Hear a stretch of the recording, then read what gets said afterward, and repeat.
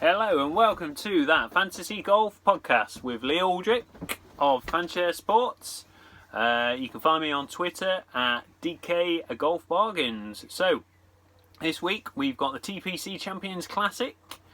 And as normal, we will do a betting breakdown and then we'll do a Draftkings breakdown. We'll keep it short and simple, to the point, so you can have a quick listen and then make your minds up. So, with the betting, I'll go through the betting favourites and then a few bets that I like.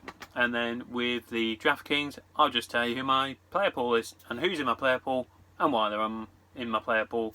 So, let's get straight on then with the favourites for the market. So, favourites for the market, we've got Dylan Wu is the favourite at 6-1. He's the highest ranked player in the field. He's 304th in the world, which is considerably higher than most players playing this week. He comes in off of 4 top 10s in a row across the minor tours, and as a Corn Ferry Tour regular, his last finishes on the Corn Ferry Tour were 4 top 11s in his last 6 events. So you can see why Dylan Wu is a strong favourite this week. Second favourite is KK Limberhoost, who has 4 top 3 finishes in his last 7 events, including a win, which was only a few weeks ago, and he's actually finished 6th here at this course last year, so he's got some course form to his name. Next in the market is Patrick Flavin, who is available at 14-1. He was 13th last week. He's the second highest ranked player in the field. And he's had 1 event on the Golden State Tour this year in which he finished 4th. It's the only minor tour event that he has played this year other than last week. And he's a regular on the South American Tour where he has a 3rd and a 2nd place finish in his last 9 events on that tour. So that tour's a bit of a higher standard. So that's good form coming into this event. Also at 14-1, you've got Niccolo Galaxy, who's another recent winner. He's the 3rd highest ranked player in the field, but that's actually outside of the top 1,000. So big difference between Flavin and Dylan Wu.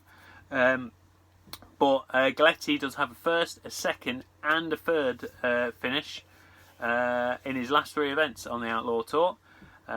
He's already been backed in at a lot of places. I've seen him at 7-1. With some bookmakers, and he breaks par 32.8% of the time on the Outlaw Tour. So you can see with him making that many birdies or eagles, exactly why he's had those finishes that he's had recently. Then finally, you've got Nick Mason at 14-1. He's had a 3rd and a 5th in 2 Outlaw Tour starts this year. He had a 13th at the GCU Golden State Tour event, which was just a couple of weeks ago, and he finished 23rd last week. So 14-1 doesn't seem to be as strong credentials as your other 14-1s in Flavin and Galetti. So for me, they seem better bets than Nick Mason. But seeing as Nick Mason is in the top 6 in the betting market, that's why he's in there. So moving on to bets that I like this week. So, big fan of Jeremy Paul at 11-1. He's 3rd favourite, Jeremy Paul. So, 11-1.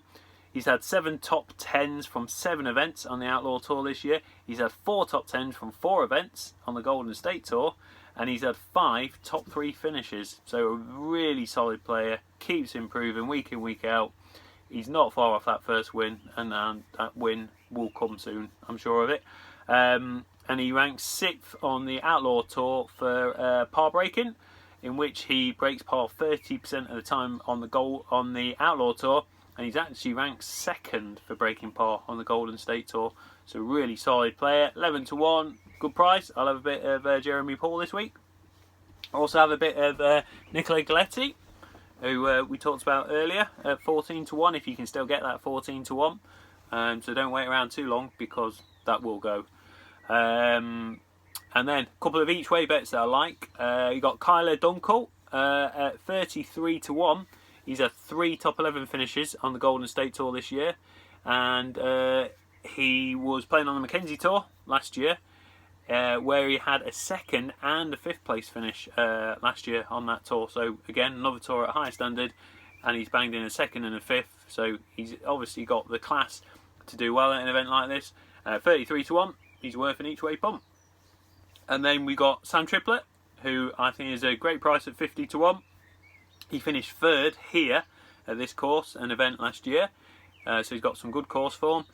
He's had 6 top 10 finishes on the Outlaw Tour, including a 1st and a 2nd. And he's also had a win on the Golden State Tour as well this year. So he can win events, and at 50 to 1, he's coming in off of an 8 under round last time he played a couple of weeks ago on the Golden State Tour. So he's playing well at the minute, and 50 to 1 for an each way bet for someone who's already won twice this year is worth it. And then my final bet is John Greco, 80 to 1. Finished 5th here last year at this event. He's had a 3rd and a 9th in March across both tours. He finished 20th last week. He had another nice week last week, and it was only back in March that he shot a 60 at the Western Skies Classic. So a player that can go low, if he can do that over 3 rounds or even 2 rounds and then a solid 3rd round, 80 to 1 should see him easily in the top 5. So they're the bets that I like this week.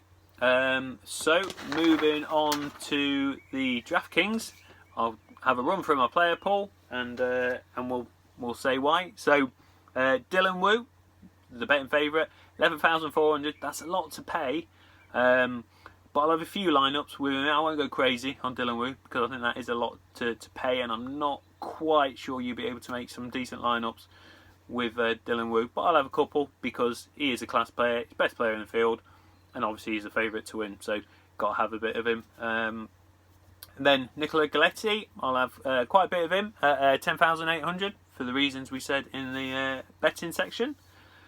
Limberhoost, 10,400. Again, I'll have a little bit. Limberhoost, I think enough time's passed since his win for him to put that behind him and start being able to challenge again. So 10,400. We'll have a little bit of Limberhoost or Hooset. Jeremy Paul, 10,200. He's one of my bets for this week. So you're getting him for 1,200 cheaper than Dylan Wu. So I'll be having plenty of Jeremy Paul, like I always do every week. Such a solid player, such a safe floor, and he's got that high ceiling. Patrick Flavin, very nicely priced up, 9,800, considering he's the 4th favourite for the event. So plenty of Flavin as well. And this week, and probably first time that I've done this, I'll be playing some of Jeremy Paul's twin brother, Yannick Paul, who's improving every week like his brother, and actually finished better than his brother last week. He's a solid safe pick. He's had 7 top 10s in 10 events on the Outlaw Tour, so he seems a safe bet to finish top 10. So at 9,400, he's definitely worth playing. Kyler Dunkel, as we alluded to in the betting market, down at 8,700. There's value there. Now, next player I like at 8,200 is Matt Marshall. So Matt's actually got a lot going for him. He's had 3 top 3 finishes in 7 Outlaw Tour events this year, so he's challenging. He's 17th in the stats on the Outlaw Tour for breaking par. He breaks par 26.7% of the time, and he's actually 5th in the Golden State Tour stats for par breaking. And he ranks 7th for holes per eagle, so you've got that chance of him getting the bonus points for scoring an eagle as well in Matt Marshall. So just 8,200, so we'll have plenty of that. Then down at 8,000 we've got Andrew Funk, who ranks 9th for breaking par on the Outlaw Tour, breaking par 29.6% of the time, and he ranks 3rd for holes per eagle. So again, another player who's got a very good chance of scoring an eagle this week. And we know in showdown rounds, if a player can get an eagle, then they're really going to pay dividends for you. And he's had 3 top 10s in his last 4 events. So he's playing some good golf. So every chance that he can pick up those bonus points and shoot a low round. Then we've got John Greco, 7,700, as we've been through on the betting market. So a nice price there, 7,700. At the same price as Greco is Jake Staiano, who has 4 top 7 finishes in his last Outlaw Tour event, including a win.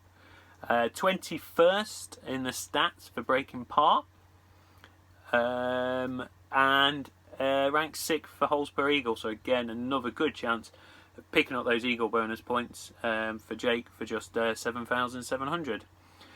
Now, 7,500 I think is the best value in the entire slate, so I'll be loading up on this guy, playing a lot of him, and that's Sam Triplet, which paid off for us a couple of weeks back when we recommended him in one of the events where he did shoot a low round, and for the reasons that we've been through in the par breaking, in the betting section, we'll be playing Sam Triplet this week. Now, same price as Sam Triplet is Juan Diego Fernandez, the Mexican, who's also 7,500. He ranks 4th in the stats for holes per eagle, so another guy who can pick up those eagle bonus points. 15th for par breaking, so he breaks par 26.9% of the time, so he's going to rack those birdies up. He's got a chance of getting an eagle, and he's had 4 top 5 finishes this season on the minor tours. So a lot going for him for just 7,500. Then at 7,200 we've got John Trasamar, who has 3 top 7 finishes already this season on the Outlaw Tour, and he ranks 2nd for par breakers, which is unbelievable that a player priced down at 7,200 actually ranks 2nd for getting birdies and eagles this year on the Outlaw Tour. So he breaks par 32.8% of the time, so I'll be playing a lot of John Trasamar this week as well. And then moving on to our final player in the player pool, priced up at 7,000, is Thomas Layman, who finished 9th at the Legacy Classic a few weeks back, and he shot an 8 under in his final round, which was, he racked up the points. He was bogey free. He had an eagle. He had 3 in the row bonus. I think he scored about 72 points in one showdown event, and he's back this week for 7,000. So we'll be having a lot of Thomas Layman as well this week. So there we go. Quick breakdown of this week's Outlaw Tour golf event. We had the betting picks, the betting leaders, and also my player pool for the Draftkings showdown event. So again, there's no full week event. It's just round 1, round 2 and round 3 showdowns. So there's no reason why you can't play any of these players in round 1, round 2 or round 3 unless they miss the cut. So keep an eye out for these players in round 2. If they get off to a bad start, their ownership's going to come down, and they're going to be even better players in round 2 at lower ownership. So we did have a winner last week, 45-1 winner in Bradley Colkin. Sorry, a winning bet in that he finished in 3rd place at 45-1. So a bit of each way money coming back for that. So good luck this week with whatever bets you decide to put on, and whichever players you play in your Draftkings Player Pool. So yeah, that's about it. I think that sums it up. No point going into any more. So enjoy, and may your screens be green. Thank you.